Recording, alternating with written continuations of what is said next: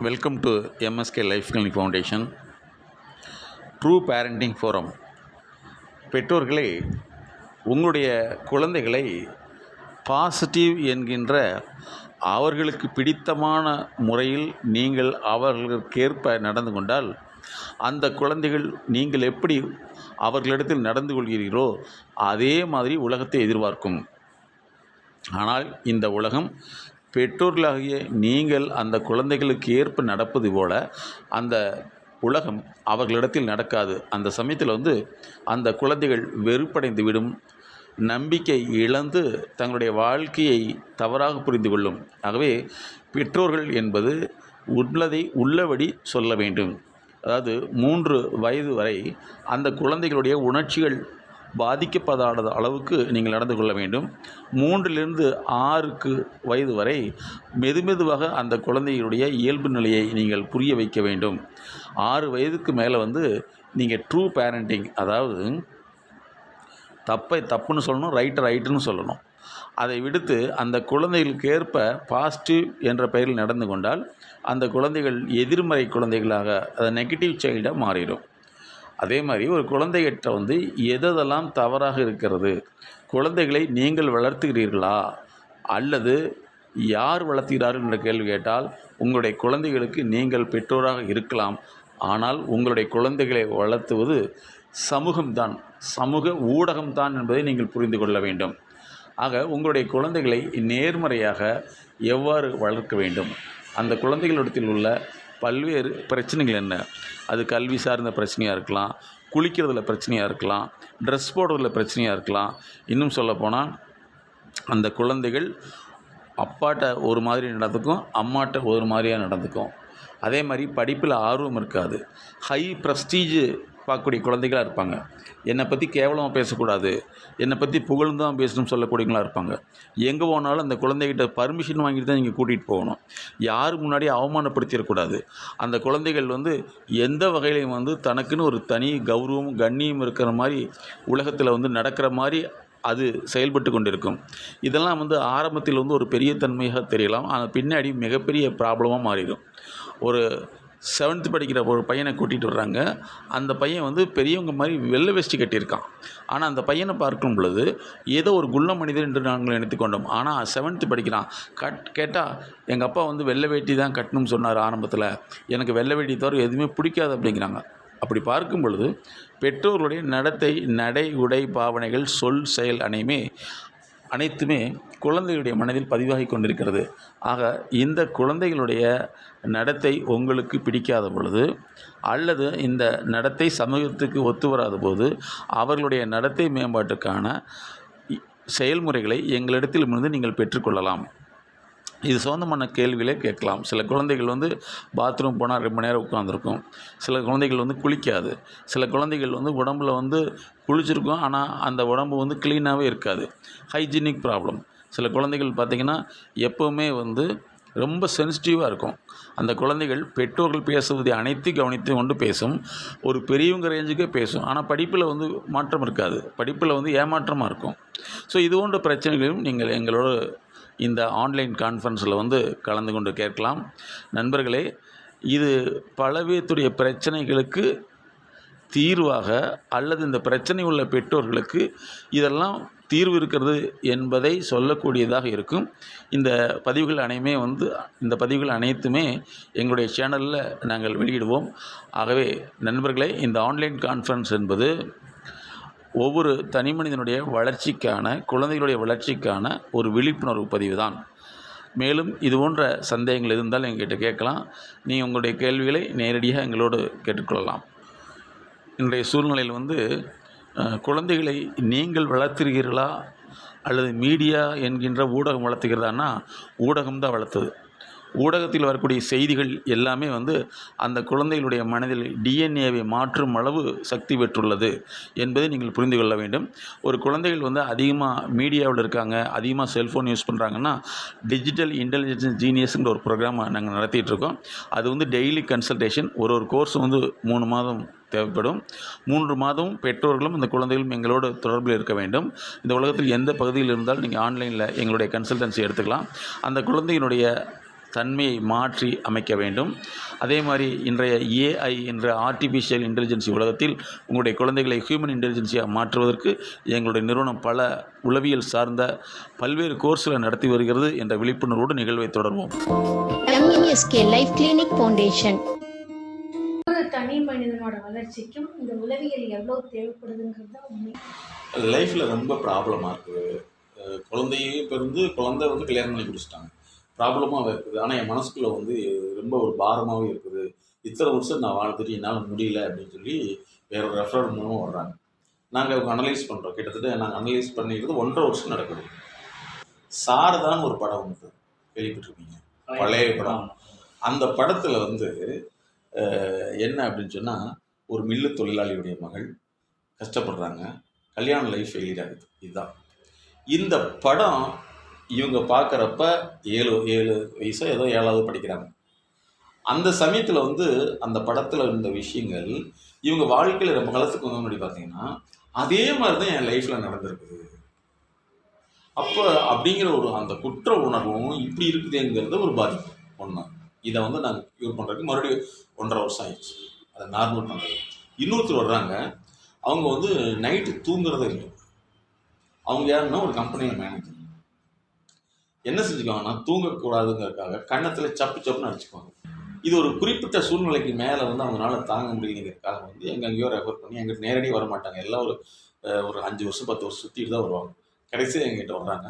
நாங்கள் ஃபுல்லாக அனலைஸ் பண்ணிவிட்டு அது 1.5 வருஷத்துக்கு முன்னாடி தான் நாங்கள் கண்டுபிடிக்கிறோம். ஏன்னா அது அவங்க மனசில் வந்து இருக்கும், ஆனால் தெரியாது இருந்துக்கிட்டு. அது எங்கேன்னு நாங்கள் கண்டுபிடிக்கிறது தான் அந்த ஸ்க்ரூட்டனைஸ் பண்ணி பார்க்குறது, துருவி ஆராய்தல்னு சொல்கிறோம். அதுதான் நாங்கள் மைண்ட் லேப்னே வச்சுருக்கோம், மனப்பதிவை கண்டுபிடிக்கிறது. அது என்னென்னா, இது ஒரு 7வது 8வது படிக்கிறப்போ வந்து ஒரு படம் பார்க்குது. அந்த படத்தில் வந்து ஒருத்தர் இறந்துடுறாங்க.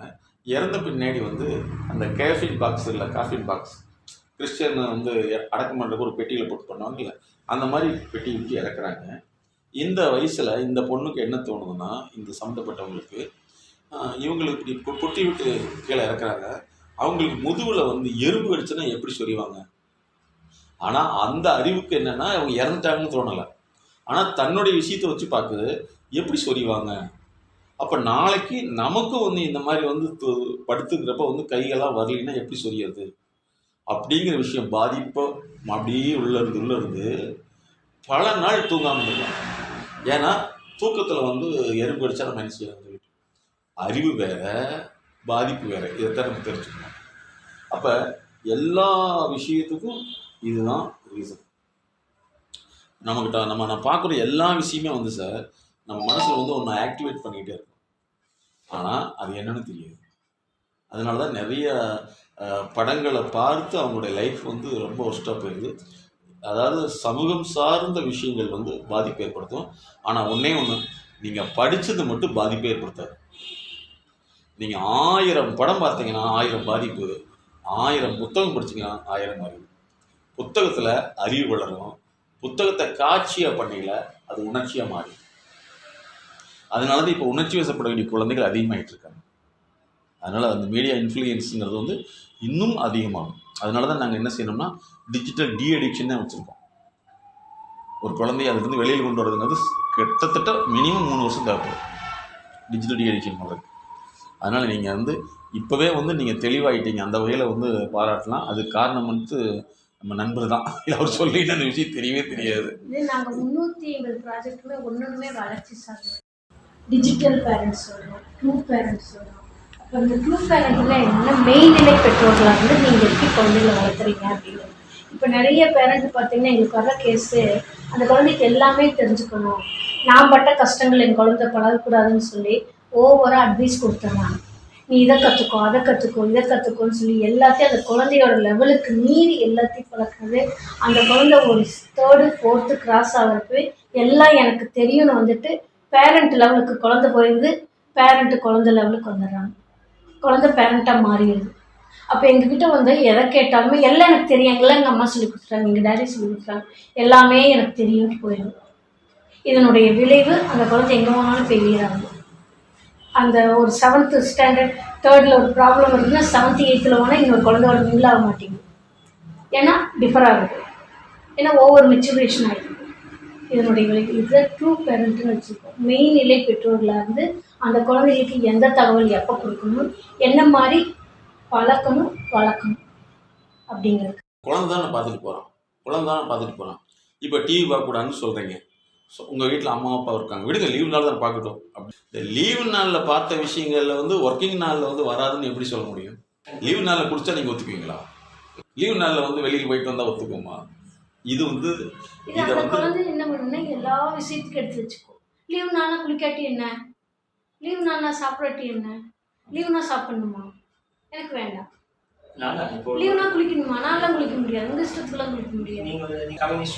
இல்லை இது அதிகமாயிட்டு சரி. இதை விட நாங்கள் +2 படிக்கிற குழந்தைங்களை பார்க்குறோம்.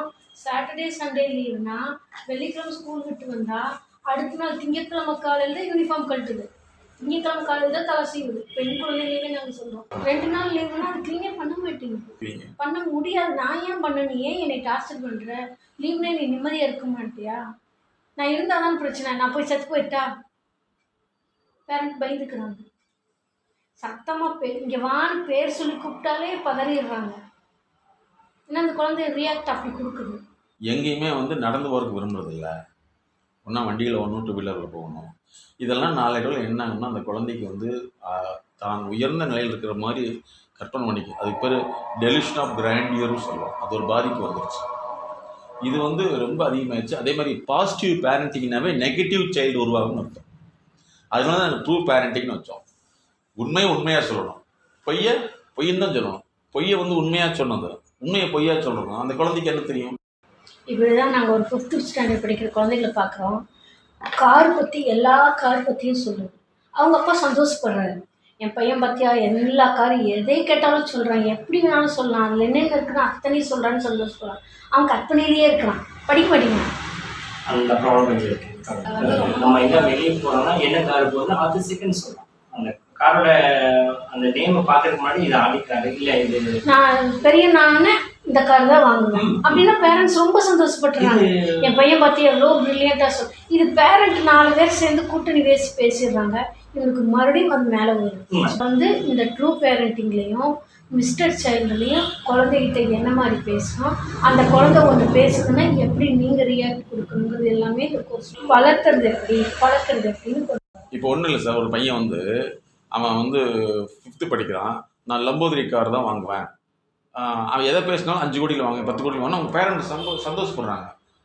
எப்படி 5 கோடி கிடைக்கும்? சாப்பாட்டுக்கு இல்லை சார் அவங்களுக்கு. இன்னைக்கு வந்து வேலைக்கு போனாதான் இன்னைக்கு வருமானம் வந்தாதான் நாளைக்கு சாப்பாடு. அந்த சிச்சுவேஷன்ல தான் இருக்காங்க. பையன் கூட படிக்கிறான், டெய்லி ஒரு கார், ஒரு நாள் ஷிஃப்ட்டில் வரான், ஒரு நாள் BMW வரான், ஒரு நாள் ஆடி காரில் வரான். டெய்லி அவங்க அப்பா ஒரு கார் வராங்க. இதெல்லாம் எங்ககிட்ட 5 வருஷத்துக்கு முன்னாடி வந்துருச்சு. இது நாங்கள் 15 வருஷத்துக்கு முன்னாடி 2nd ஸ்டாண்டர்ட் படிக்கிற குழந்தை வந்து அவங்க அப்பா கிட்ட சொல்லுது, அப்பா என்னைய ஸ்கூல் வந்து அந்த கேட்டு அந்த எலிமெண்ட்ரி சின்ன கிளாஸ் தானே, அந்த பின்னாடி கேட்டில் போவோம், நீ இந்த கேட்லேயே நிறுத்திட்டு நான் சுற்றிட்டு போய்க்கிறேன், 1.5 கிலோமீட்டர் வரும் இந்த கேட் சுற்றி அந்த கேட்டில் போகிறதுக்கு. இவருக்கு ஒரே சந்தோஷம், என் பிள்ளை பற்றி எவ்வளோ ப்ரில்லியண்ட்டு 1.5 கிலோமீட்டர் நடந்து போகுதுன்னு ரொம்ப ஆனந்தப்பட்டு இருக்கிறாரு. ஒரு ஸ்டேஜில் ஒரு 6 மாதம் 8 மாதம் கழிச்சு தான் தெரியுது, இந்த பிள்ளை நீ சொட்டையாக இருக்கிற தொப்பையாக இருக்கிற எல்லாரும் நீ தாத்தாவான்னு கேட்குறாங்க, அதனால் நீ என்னை இங்கேயே இறக்கி விட்டுட்டு போயிடு, நான் டிரைவருன்னு சொல்ல முடியாது, தாத்தான்னு சொல்ல முடியாது, ஏன்னா நீ என்னோட டேடி தானே, நான் எப்படி மாற்றி சொல்ல முடியும், அதனால் நீ இங்கேயே என்னை இறக்கி விட்டுட்டு போயிடு, எனக்கு கேவலமாக இருக்குதுங்க. 2வது படிக்கிற அவர் தூக்கி வாரி போட்டுருச்சா, ஐயோ இப்படி இருந்தால் பிரச்சனையாயிரும்னு அவங்க ஃப்ரெண்டுக்கிட்ட சொல்கிறப்போ அவங்க ஃப்ரெண்டு நம்ம இதில் இருக்க நம்மளோட க்ளோஸாக இருக்கனால உடனே ரெஃபர் பண்ணி அனுப்புகிறாங்க. நாங்கள் கண்டுபிடிச்சோம்னா அந்த குழந்தைக்கு அவ்வளோ ப்ராப்ளம் இருக்குது, அதை மாற்றுறதுக்கு எங்களுக்கு 1.5 வருஷம் ஆச்சு. எல்லாம் பேரண்ட் மூலியமாக தான் மாற்றணும். இங்கே ஒரு ஸ்கூல் இருக்குது, அந்த ஸ்கூலுக்கு வந்து அந்த பையனை வந்து முன்னாடியே இறக்கி விட்டு போக சொல்கிறான். அவங்க அப்பா வந்து 2 வருஷத்துக்கு முன்னாடி தான் கண்டுபிடிக்கிறாரு, ஏன் இப்படி இறக்கி விட்டு போக சொல்கிறேங்கிறப்ப அவன் சொல்கிறான், நீ மாருதி காரில் வர்றதுனால என்னை எல்லாமே பிச்சைக்காரன் காரில் வர்றான்னு சொல்கிறாங்க, வோல்க்ஸ்வேகன் கார் வந்தால் தான் நான் வருவேன்னு சொல்கிறான், நான் முன்னாடி வந்து இறங்குவேன் அப்படின்னு சொன்னோன்னே அவர் எங்களை படி தெரிஞ்ச கூப்பிட்டு விட்டார். உடனே நான் சொல்லிட்டேன், இந்த பழக்கத்தை பழகினீங்கன்னா உனக்கு இன்றைக்கி சொத்து இருக்கும் நாளைக்கு இருக்க முடியாதுன்னு வந்து நார்மல் பண்ணணும்னு சொன்னோம். இதோட இன்னொரு பையன் என்னென்னா ஸ்கூலில் போய் என்னை வந்து ரெஸ்பெக்டிவாக கூப்பிடணும். என்னடா ரெஸ்பெக்டிவ்னா போங்க வாங்கன்னு சொல்லி பேசணும். அப்பா பேர் சொல்லி கூப்பிடக்கூடாது, 5th படிக்கிற பையன் பேர் சொல்லக்கூடாது, டெய்லி கூப்பிடக்கூடாது, இங்கே வான்னு சொல்லக்கூடாது. இவர் என்ன பண்ணிட்டாரு, ஸ்கூல் முன்னாடி பிரேயரில் ரப்புன்னு வச்சு செய்விட சிவன் ஸ்டார்ட் பண்ணி அடிச்சு போட்டு கடைசியில் அது கரெக்டானு கேட்டார். கரெக்டாக அவமானப்படக்கூடாதுன்னு தானே அவன் செய்கிறான். அந்த அவமானங்கள் ஒரு பிராண்டை நீங்கள் உடச்சி விட்டீங்க. கரெக்ட் அப்படின்னு.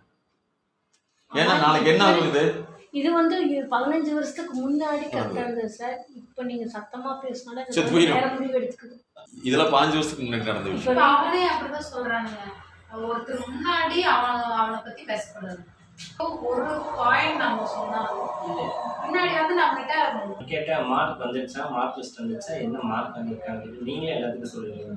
அதிகப்படியான குழந்தைகள் வந்து வாழ்க்கையை முடிச்சுக்கிற காரணம்னா அவமானம் தாங்க முடியும், இல்லை ஏற்றுக்க மாட்டேங்கிறாங்கிறத விட நீங்கள் நிறைய விஷயங்களில் வந்து நீங்கள் கொஞ்சம் கொஞ்சமாக அதை நார்மலைஸ் பண்ணிகிட்டே வரணும். இல்லைன்னா நீங்கள் ஒத்துக்குவீங்க, நான் ஒத்துக்குவேன், உலகம் ஒத்துக்குமா? நீங்கள் நடந்து போகலாமா, பஸ்ஸில் போகலாமா, அல்லது 2 வீலரில் போகலாங்கிறது ஃபஸ்ட்டே டிசைட் பண்ணி குழந்தைங்க முன்னாடி டிசைட் பண்ணக்கூடாது. ஒன்று, குழந்தைகளை நீங்கள் பழக்கணுமா வளர்க்கணுமாங்கிற ஒரு கேள்விக்கு முதல்ல பதில் தெரிஞ்சுக்கணும். என்ன தெரிஞ்சுக்கணும்?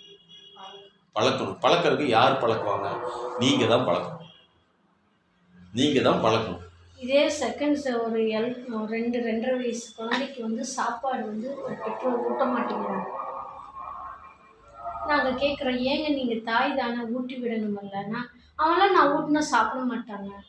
அதெல்லாம் ஸ்கூலுக்கு போனால் டீச்சர் திட்டுனாங்கன்னா, டீச்சர் மறுநாங்கன்னா சாப்பிட்டுக்குவாங்க. டீச்சருக்கு இதுதான் வேலையா? அப்போது அங்கே எங்கெங்கெல்லாம் ஒரு பேரண்ட் மிஸ் பண்ணுறாங்க. இதே ஒரு சில பெற்றோர் வந்து ரொம்ப கேர் எடுத்து விட்டுருவாங்க. ஆனால் அந்த தாய் ஊட்டினா மட்டும்தான் அந்த குழந்தை சாப்பிடும். இப்போ நீங்கள் சொல்கிறதாங்க இதெல்லாம் தான் நாங்கள் வந்து பேரண்ட், அதாவது ட்ரூ பேரண்ட்னு சொல்கிறோம். அப்போ அந்த குழந்தைகளை எப்படி பழக்கணும், எந்தெந்த ஸ்டேஜுக்கு அது ஆர்கியூமெண்ட் பண்ணுதுங்கிறப்ப டிஸ்கஸ் பண்ணுறப்ப இந்த மாதிரி எல்லாம் செய்யுங்க, இப்படியெல்லாம் இருங்கிறப்ப அந்த ஆக்டிவிட்டி மாற்றுறதுக்கான தெரப்பியூட்டிக்கை நாங்கள் கொடுத்துட்டே வருவோம். இது எதுவுமே குறை கிடையாது, எதுவுமே தவறு கிடையாது. நம்ம பழக்கத்தின் அடிப்படையில் இதே ஒரு பையன் என்கிட்ட வர்றான். அவன் வந்து அம்மா இறந்தப்போ வர்றான், என்னால் தாங்க முடியும்னு சொல்லிட்டு. அப்போ என்னென்னா காலேஜில் ஃபஸ்ட் இயர் படிக்கிறான்.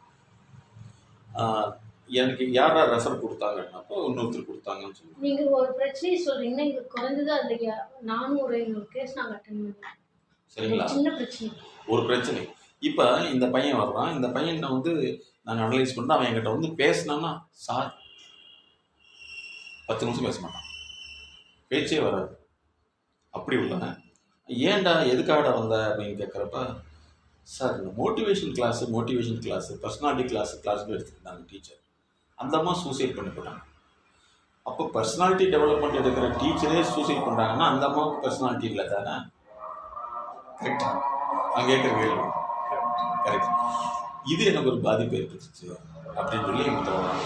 கொஞ்ச நாள் கழிச்சு தான் அவன் ஒன்றா சொல்லுவான். ஏன்னா ஒரு தாய்ங்கிற முறையில் தெரிஞ்சுக்கணும்.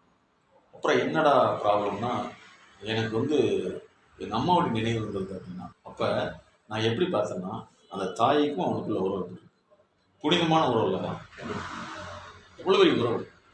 அப்போ அந்த குழந்தை அந்த எப்போவுமே அந்த குழந்தையா மட்டுமே நம்ம பார்க்க கற்றுக்கணும். பெரியவனாக பார்க்க கற்றுக்கிட்டோம்னா அந்த குழந்தை வந்து நம்மளே கேர் பண்ணிடும். டிஸ்டன்ஸ் ஆகிடும். அந்த குழந்தை வந்து உங்களை அந்நியப்படுத்தாத அளவுக்கு இருக்கணும். அதே சமயத்தில் ரொம்ப டிபெண்டன்சியாகவும் இருக்கக்கூடாது, அதாவது உங்களே சார்ந்து இருக்கக்கூடாது. ட்ரூ பேரண்டிங்கில் இருக்கிறவங்க அவங்க நிறைய டிஸ்கஸ் பண்ணுவாங்க. இப்போது ஒரு +1 படிக்கிற பையன் இருக்கிறான், வீட்டில் ஒரு தங்கச்சி இருக்குதுங்கிறப்ப பார்த்திங்கன்னா எல்லோரும் ஒரே ரூமில் படுக்கிறப்ப அவனோட உணர்ச்சி சார்ந்த விஷயங்கள் கொஞ்சம் டிஃப்ரெண்ட் வரும் பையங்கிறப்போ.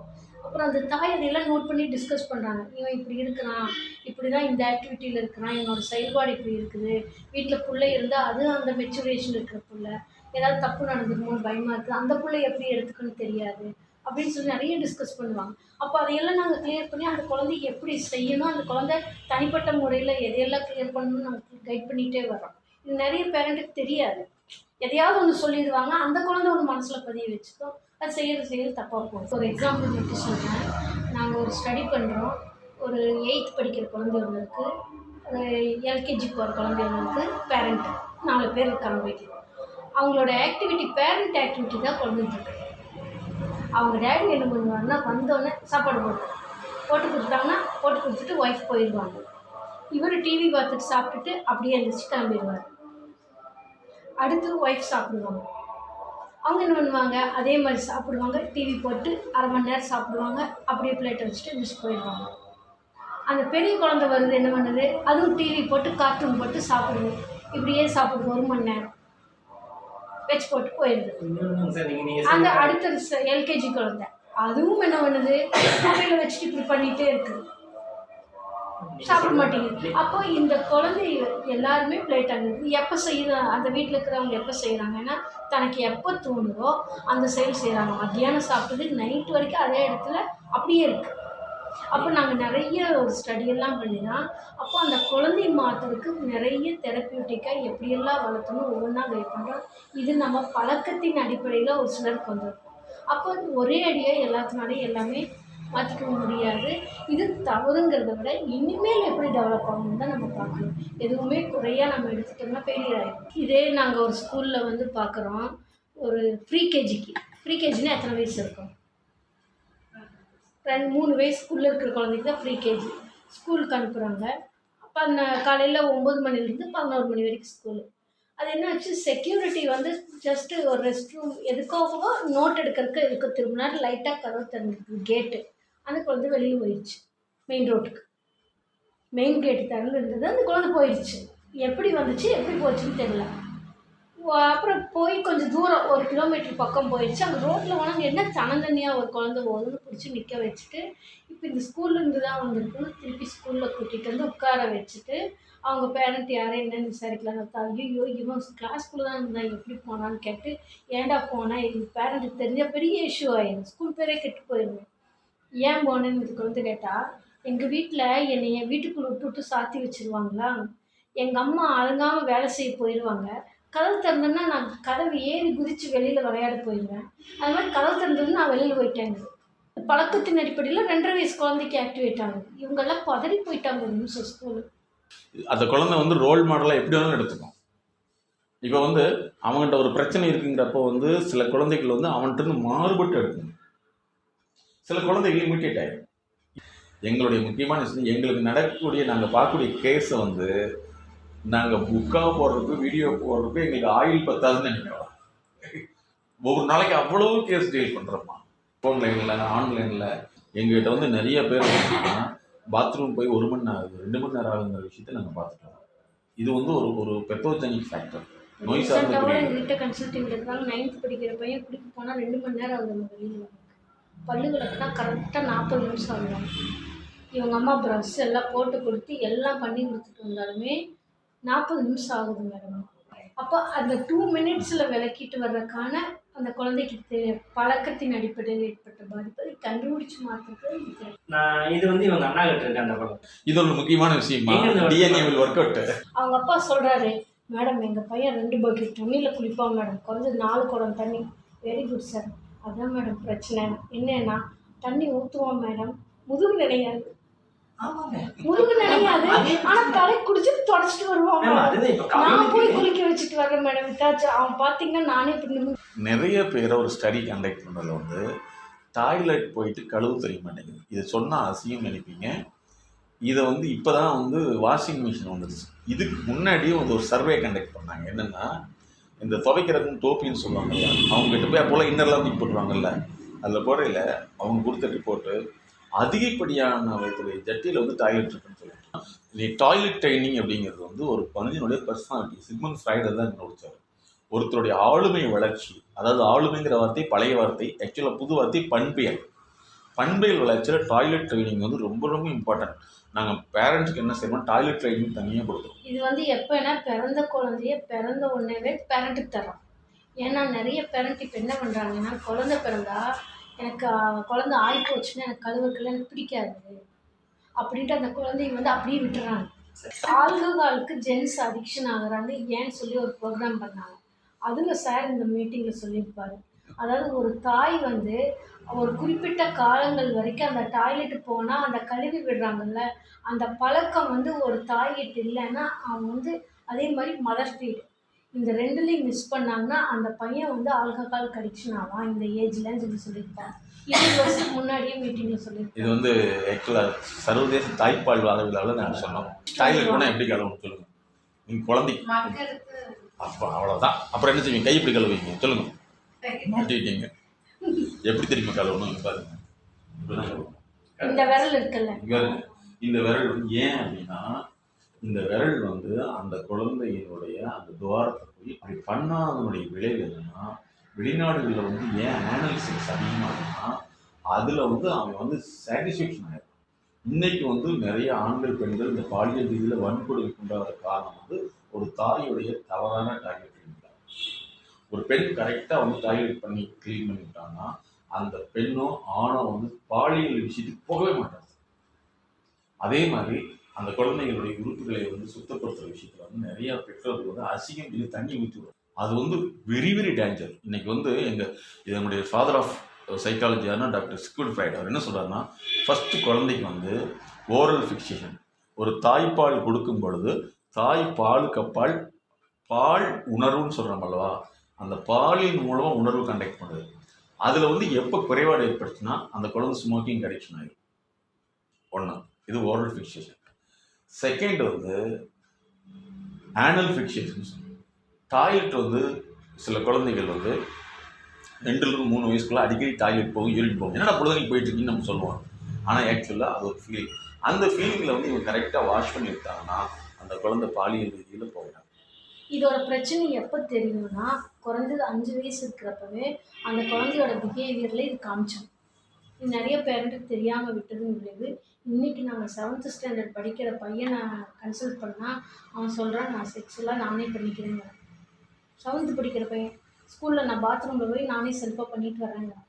கம்மிங் குளிச்சுட்டு ட்ரெஸ் பண்ணாமல் அப்படியே ஹாலுக்கு வந்து அந்த குழந்தைய காலகட்டத்திலேயே வந்து எக்ஸிபிஷனிசம் அப்படிங்கிற ஒரு விஷயத்தை நம்ம தெரிஞ்சோ தெரியாமலோ உருவாக்கியிருப்போம். அந்த குழந்தை குளிக்கிறப்போ நம்ம கரெக்டாக வந்து வாஷ் பண்ணிவிட்டு அதை நம்ம கட்டி விடுறதை வந்து மறந்துச்சுப்போம். நிறைய குழந்தை குளிக்க வச்சுட்டு அவங்க பேரண்ட் வந்துடுவாங்க 2 வயசு 3 வயசு நடக்கிறப்ப. அது வந்து ஆனால் அங்கேருந்து இங்கே வர 1/4 மணி நேரம் ஆகும். தொடச்சு விட மாட்டாங்க, அதுவே காஞ்சிடும். சட்டி போட்டு விட மாட்டாங்க. இன்னொன்று வந்து அந்த உறுப்புகளை வந்து தொட்டு தேய்ச்சி விட்டு கல்யாணிட்டோம்னா அந்த குழந்தைக்கு அந்த சென்சிட்டிவிட்டி குறைஞ்சிடும். அந்த குழந்தை தவறான வழி போகாது. ஜட்டி போட மாட்டேங்கிறாங்க. இதெல்லாம் வந்து பாருங்க, இதெல்லாம் நாங்கள் ஸ்டடி பண்ணுறது. ஜட்டி அதில் பார்த்தீங்கன்னா இந்த ஃபேண்ட் வந்து லூஸாக இருக்குன்னுங்கிறான், டைட்டாக இருந்தால் பிடிக்க மாட்டேங்குங்கிறான். அது லூஸாக இருந்தால் கீழே விழுதுனா பரவாயில்ல நான் கையில் பிடிச்சிருந்தான். அதே மாதிரி ஜட்டி போட மாட்டேங்கிறான். ஏன் அப்படின்னா அந்த குழந்தை ஆரம்பத்துலேருந்து அந்த ஜட்டி போட்டு பழக்கலை. அதனால தான் வந்து தமிழ் கலாச்சாரம் என்ன தெரியுமா சொல்லுது, லங்கோடுன்னு சொல்லுவாங்க கோவணம். அதை வந்து இறுக்கி கட்டி பழகுன்னு சொல்லுது. ஏன்னா ஆண்களுக்கு வந்து அது அவசியம், ஆனால் பெண்களுக்கு இப்படி பண்ணக்கூடாது. ஆனால் பெண்களுக்கு இப்போ என்ன செஞ்சாங்கன்னா ஆப்போசிட்டாக அதை இறுக்கி கட்டி ஜென்ஸை லூஸ் பண்ணி விட்டுறோம். ஆமாம், அது இருக்கக்கூடாது. இப்போ தெரிஞ்சோ தெரியாமலோ எல்லா விஷயத்தையும் நீங்கள் டிஸ்கஸ் பண்ணுறீங்க. இதில் வந்து என்னென்னா எது உங்களுக்கு தவறு இருக்குதுங்கிறத நீங்கள் எங்ககிட்ட கேட்டு அதை சரி பண்ணிகிட்டே வந்துட்டீங்கன்னா நீங்கள் அற்புதமான குழந்தைகளை உருவாக்கிடுங்க. இதே நீங்கள் 6th முடிச்சுட்டு வந்திருந்தீங்கன்னா இதை மாத்திரக்கு சார் சொன்னதை விட இன்னொரு 2 வருஷம் எக்ஸ்ட்ரா 5 to 6 வருஷமாக. அப்புறம் 7th படிக்கிற குழந்தை வந்து வளர்கிறதுல வந்து டச் சென்ஸ் அப்படிங்கிற நியூரோ டச்சுன்னு சொல்லுவோம். Neuro touch. இப்போ நாங்கள் இன்னொரு ப்ராஜெக்ட் நாங்கள் போட்டோம், அது கூகுள் எடுத்து சொல்லிட்டாங்க. என்னென்னா கப்பிள்ஸ் டச் தெரப்பின்னு ஒன்று உருவாக்கியிருக்கோம். 2வது இன்றைக்கி ஆண் பெண் 2 பேர் கல்யாணமாகி 2 குழந்தை பிறந்துட்டாவே இவங்க 2 பேரும் தனியாக மாறிடுறாங்க. இவங்களுக்குள்ள உடல் சார்ந்த உராய்வே இல்லை. இது வந்து நிறையா பேர்த்துக்கு வந்து தோல் சார்ந்த பிரச்சனையை உருவாக்குது. எப்படின்னா பெண்களுக்கு வந்து பார்த்திங்கன்னா ஒயிட் டிஸ்சார்ஜ், அப்புறம் வந்து பாலியல் விருப்பு, அதுக்கடுத்து இந்த மாதிரி நிறைய இஷ்யூஸ் கிரியேட் ஆகுது. அந்த டச் சென்சிட்டிவிட்டிங்கிறது அவசியம் ஆண் பெண் கல்யாணமானவங்களுக்கு. அதே மாதிரி குழந்தைக்கு வந்து நியூரோ டச் அப்படின்னு சொல்கிறோம். நரம்பு சார்ந்த உணர்வுகள் வந்து ரொம்ப ரொம்ப அவசியம். அதனால தான் தாய்லாந்தில் வந்து அந்த குழந்தைய வந்து மாதத்துக்கு ஒருக்கா அல்லது வருஷத்துக்கு ஒருக்கா வந்து எண்ணெய் தேய்ச்சி குளிக்கிறத ஒரு நோம்பாக வச்சுருக்காங்க. அங்கே வந்து அது ஃபெஸ்டிவல். அதனால தான் தாய்லாந்தில் மசாஜ் ஏன் ஸ்பெஷலாக ஓடுதுன்னா அந்த குழந்தைக்கு எப்படி தேய்ச்சி விட்றாங்கன்னா அதே மாதிரி ஆண்களுக்கு பெண்களுக்கு தேய்ச்சிடுவாங்க. இப்போ லேட்டஸ்ட்டாக என்ன ஆயிடுச்சுன்னா குளிக்க வைக்கிறது அவங்க பண்ணுறாங்க. இந்தியாவிலே வந்துருச்சு. பணம் கட்டிட்டிங்கன்னா அவங்க வந்து குளிக்க வச்சுட்ருவாங்க. அந்த மாதிரி வந்துச்சு. ஏன்னா அந்த உராய்வு இருக்குது பார்த்தீங்களா. இப்போ நீங்கள் சொன்னீங்க பாருங்கள், பையன் நான் குளிக்க வச்சா ஃப்ரெஷ் ஆகிருங்கல்ல, அந்த உராய்வில் தான் ஃப்ரெஷ் ஆகுது. ரத்த ஓட்டத்தை அதிகப்படுத்துகிறோம், சோப்புனால ஓட்டது இல்லை, ரத்த ஓட்டத்தை அதிகப்படுத்துகிறோம். அதே மாதிரி நீ எது இருந்தாலும் வந்துடும் இதை குற்றமாகவோ கம்ப்ளைண்ட்டாகவோ நினச்சிக்காது. இந்த ஏன்னா விஷயம் நீங்கள் சொல்லி கொடுத்தது எதுவுமே குழந்தைக்கு டேரெக்டாக போகாது. நம்ம செயல்பாடு பார்த்து குழந்தைய கற்றுக்கணும். 99% இது எடுத்துப்போம். 1% தான் நீங்கள் சொல்கிறது. எந்த வேலையுமே செய்ய முடியாத அளவுக்கு பெண்களை உருவாக்கிட்டு இருக்காங்க. சாப்பாடு வந்து செய்யக்கூடாதவங்கள கொண்டு வந்துட்டாங்க. இப்போ இனிமேல் வந்து ஸ்விக்கி, சொமேட்டோ. இப்போ அடுத்தது என்னன்னா கிச்சன் இல்லாத வீடு கட்டுறது ஃபேமஸ் ஆகிட்டு வருது. சரிப்பா உங்களுக்கு. அதுக்கடுத்து இன்னொன்று தெரிஞ்சுங்க, டாய்லெட் இல்லாத வீடு வரப்போகுது. ஏன்னா டாய்லெட் வந்து இன்டெலிஜென்ட் டாய்லெட்னு வந்துருச்சு. நீங்கள் போய் உட்காந்தீங்கன்னா அதுவே ஓப்பன் ஆகிக்கும், கழுவி விட்டுரும். கரண்ட் இல்லைன்னா எப்படி பையன் வந்து பைப்பில் தண்ணி விளையும் வரலையோ, கரண்ட் இல்லை டாய்லெட் போலிங்க வரும். 4 நாள் ஆனாலும் பாத்ரூம் வராது. ஏன்னா அந்த ரூம் டெம்பரேச்சர் அந்த ஹீட்டு எல்லாம் இருந்தால் தான் பாத்ரூம் வரும். வெளியில் எங்கே வேணாலும் பாத்ரூம் வராது. இப்போ இனிமேல் வந்து டாய்லெட் வந்து மெஷின் அது தனியாக உள்ளே போட்டு எடுக்கிற மாதிரி கொண்டு வந்துடும். அதிகமானதுனால தான் ஹியூமன் இன்டெலிஜென்ஸ் அதிகப்படுத்துறது தான் இந்த தெரப்பி. நாங்கள் இப்போ ஹெச்ஐ கொண்டு வந்திருக்குமா, ஹியூமன் இன்டெலிஜென்சி. இப்போ இதெல்லாம் வந்து ஹியூமன் இன்டெலிஜென்சியுமா. ரெண்டாவது இன்னொன்று தெரிஞ்சுக்கணுமா, ஒரு குழந்தைக்கு 60 விதமான ஆக்டிவிட்டி நம்ம கற்றுக் கொடுக்குறோம். அது பேர் லைஃப் ஸ்கில்னு சொல்லுவோம். அது எல்லாமே வந்து நாங்கள் ஸ்டெப் பை ஸ்டெப்பாக உங்களுக்கு சொல்லிகிட்டே வந்துட்டோம். நம்ம குழந்தைய மட்டும்தான் அவ்வளோ ஸ்கூலெல்லாம் சொல்லிக்கிறார். ஸ்கூலை பொறுத்தவரை ஃபீஸ் தான். நீங்கள் ரெஃப்யூஸ் பண்ணீங்கன்னா அவங்க அடிச்சுப்பாங்க. நமக்கு அப்படி கிடையாது. நீங்கள் உலகத்துக்கு வாழல, குழந்தைய வாழ வைக்கிறீங்க.